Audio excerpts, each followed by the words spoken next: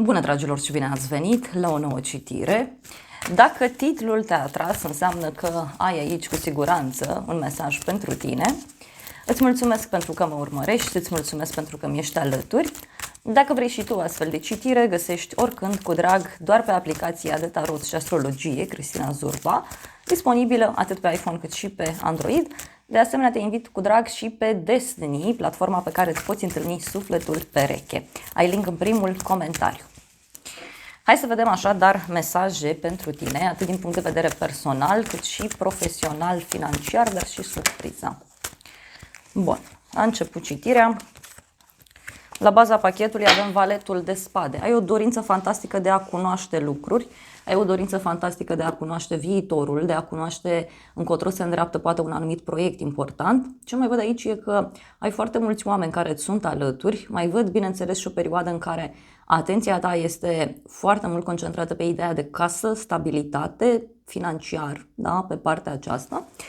Și ce mai văd aici cu valetul de spade are legătură și cu o persoană foarte energică, da? Foarte hotărâtă.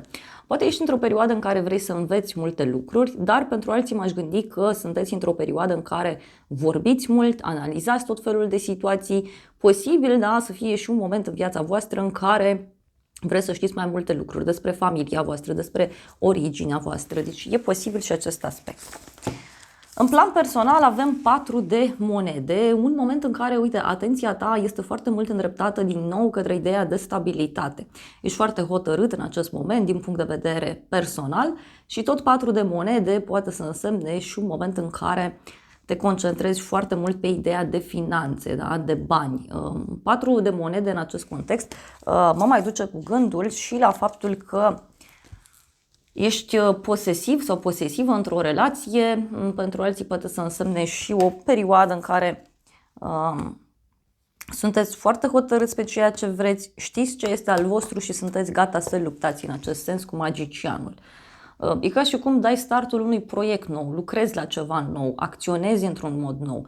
Magicianul poate să reprezinte și un moment în care începi să vezi lucrurile diferite în viața ta. Dar poate să reprezinte și o persoană care vrea să-ți pregătească ceva, poate o surpriză, poate o întâlnire. Hai să vedem despre ce e vorba cu 4 de monede. O bucurie neașteptată, da? Deci în acest moment pentru tine văd o bucurie. O persoană nouă sau pur și simplu este vorba despre un curaj absolut nebun pe care îl ai. Uite, mai văd aici și o veste bună, o veste eliberatoare, în legătură cu o femeie matură, este o femeie răbdătoare, prietenoasă, iubitoare. Pentru tine, hai să vedem ce este aici cu 4 de monede.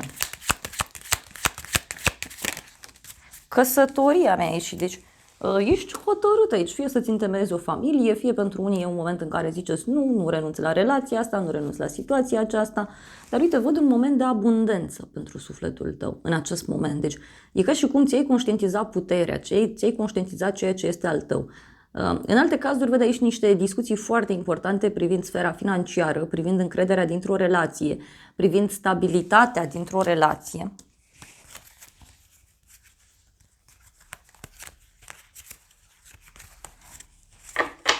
Hai să vedem magicianul ce spune.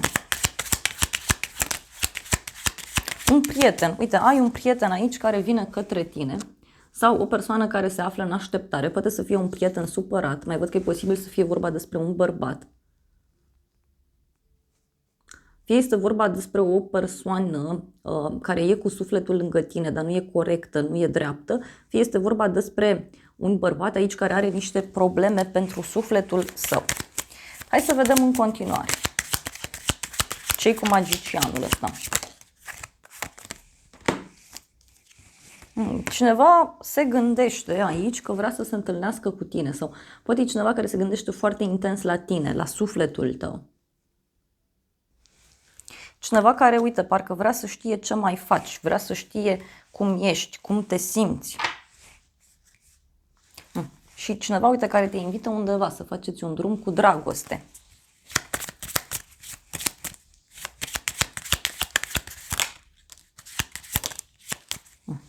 Totuși văd aici un bărbat cu o problemă. Da? Fie persoana asta are pe cineva bolnav sau bolnavă, fie persoana aceasta are o problemă de suflet sau are o problemă de sănătate.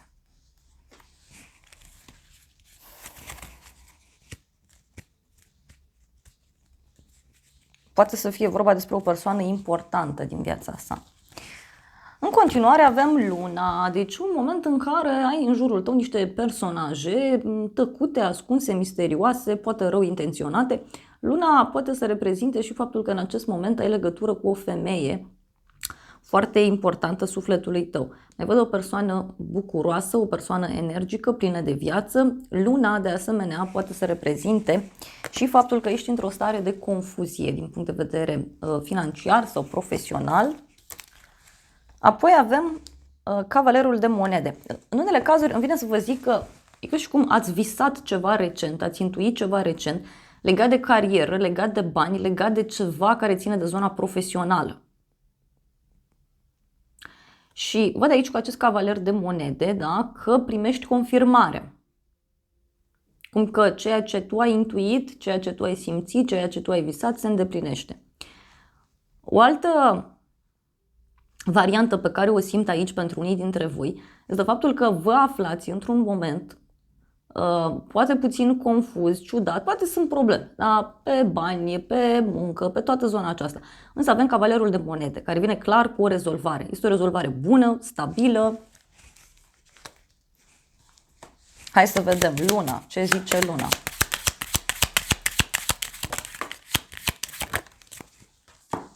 Niște minciuni, avem o femeie și minciunile. Acum, dacă ești femeie, uite, poate ai fost mințită și acum ai aflat. Sau, pentru alții poate să însemne și niște minciuni pe care cineva le ascunde în jurul tău din punct de vedere financiar.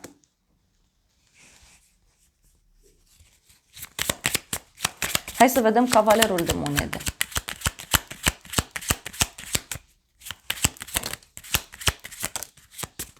Cavalerul de monede, uite, avem justiția și cadoul, da? Judecata și cadoul. Se face dreptate într-o situație anume. Ce mai văd aici pentru tine e faptul că te afli într-un moment în care uite, ai parte de o bucurie, da? O sumă de bani. Îți vin bani. Dai bani cuiva. Rezolvi ceva ca prin magie, pur și simplu. Mai poate să fie și o ofertă norocoasă pentru unii dintre voi. Și uite, avem un personaj căruia îi pare rău. Este o persoană care are o părere de rău sau poate are legătură cu o instituție cu nume masculin. Poate pentru unii are legătură cu o persoană matură.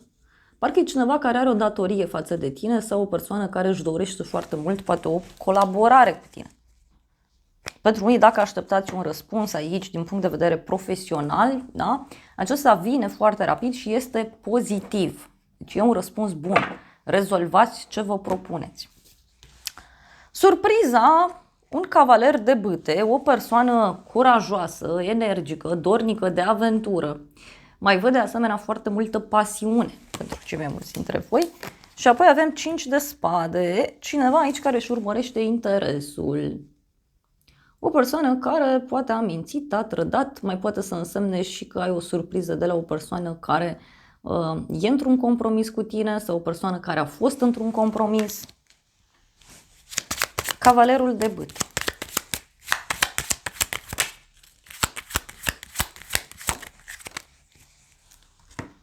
Supărarea și veștile. Da, uite, poate e vorba pur și simplu de acest bărbat, da, pe care îl văd eu aici în plan personal, care are niște probleme.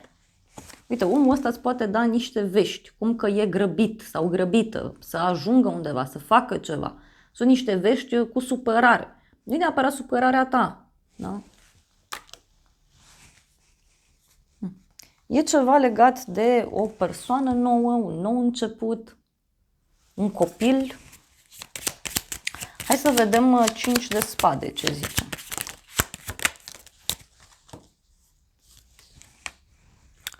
Dorința și relația. Poate e cineva aici care recunoaște, da, că a greșit, că a înșelat, că a trădat.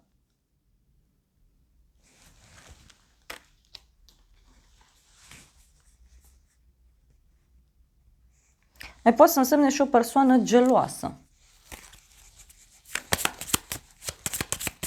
Mai vreau o carte pentru surpriza asta.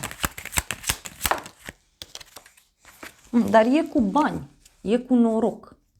Deci poate e cineva care are o părere de rău pentru ceva ce a făcut. Sau pentru o reacție agresivă, că aici eu văd o persoană agresivă.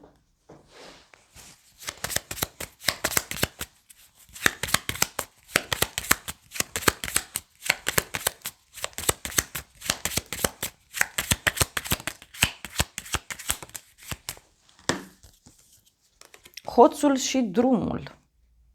Poate e cineva care face un drum și nu-ți spune, sau pentru alții poate să fie vorba despre o persoană care are o problemă la drum.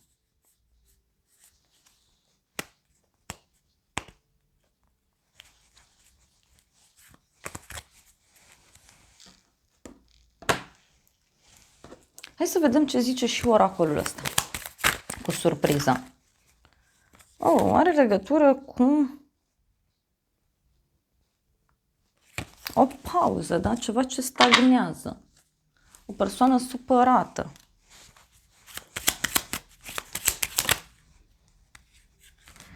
Și avem așa, bărbatul și vestea. Surpriza are legătură aici cu o veste care apare de la un bărbat important din viața ta.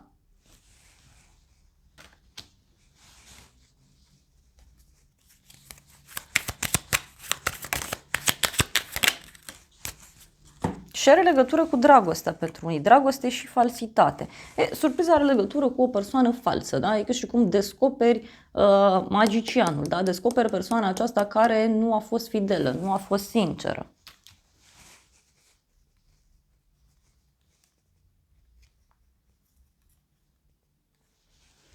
Parcă e o reuniune aici, o întâlnire despre care tu poate încă nu știi. Mai vreau o carte.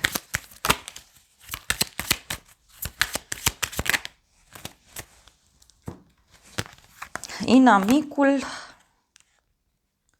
cadou cu pietre prețioase, relație, asociere, logodnă.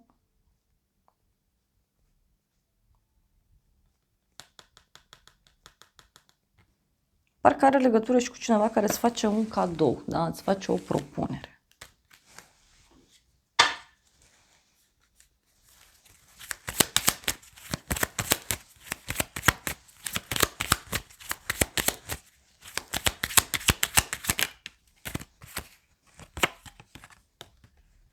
Parcă e cineva aici, uite, care umblă din floare în floare, dar e o persoană geloasă. E o persoană invidioasă. Sau cineva care conduce repede. Dar uite, are legătură și cu banii. Hai să vedem ce zice acest oracol. E un oracol foarte drag sufletului meu. Și avem așa, soarele, energia aurie a soarelui îți aduce faimă și noroc.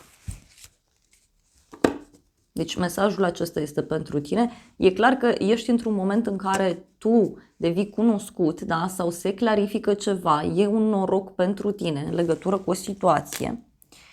Apoi avem iubire, a atrage iubire, un suflet pereche pentru o viață. Acesta e mesajul. Mai vreau o carte. Vreau în special o carte pentru o surpriză.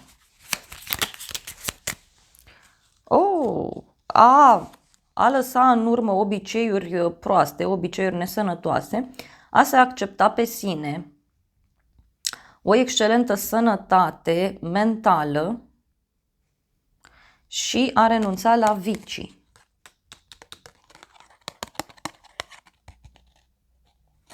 Uite, surpriza poate avea legătură și cu cineva din jurul tău care e gata să renunțe la anumite vicii, da? La anumite probleme. Dar poate avea legătură și cu faptul că în viața ta, da? Uite, pot ieși, da? Cineva iese din viața ta, e o persoană toxică, e o persoană complicată, e cineva care are o foarte mare încredere în forțele proprii.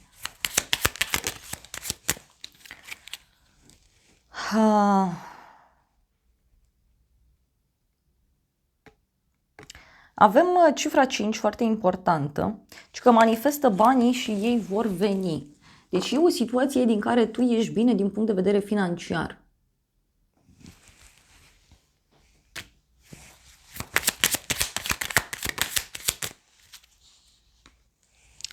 O lună triplă. Îmbrățișează toate aspectele ființii tale. Partea divină și partea pământeană.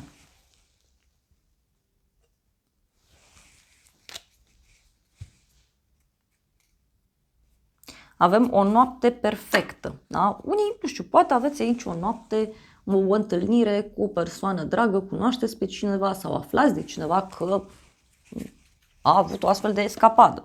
Poate să fie și asta. Hai să vedem ce spune și acest oracol.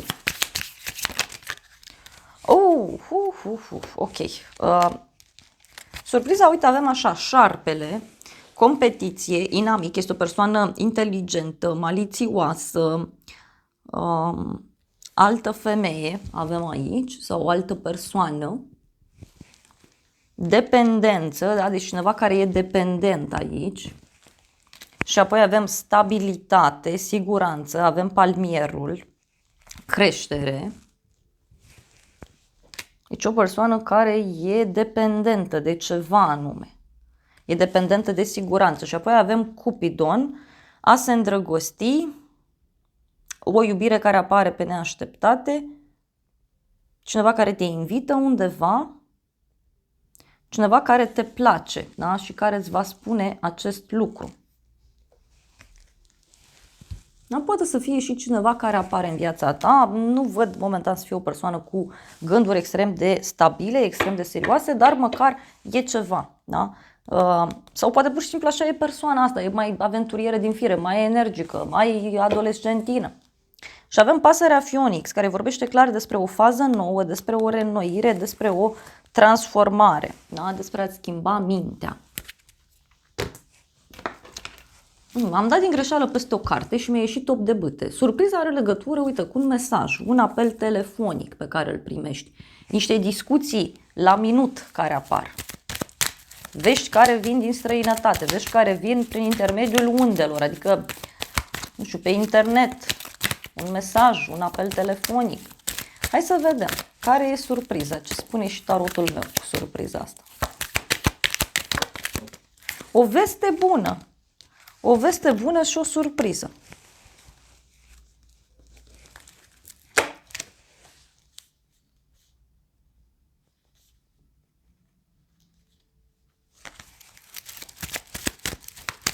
Foarte interesant.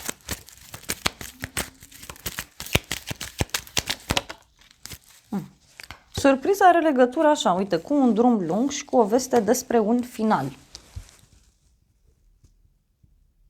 În sfârșit, la drum lung sau ceva ce durează de mult timp și se închide. Dar eu văd, uite, ca o bucurie de departe. Poate cineva care face multe drumuri. Și uite, din nou mi-apare ideea de bani, casă, stabilitate. Na, dragilor, acestea au fost previziunile de această dată. Eu vă mulțumesc pentru prezență, vă îmbrățișez cu drag, sper din suflet să vă fie de folos informațiile și să ne revedem cu bine și data viitoare. Eu vă doresc să aveți parte de o zi sau de o seară cât mai frumoasă.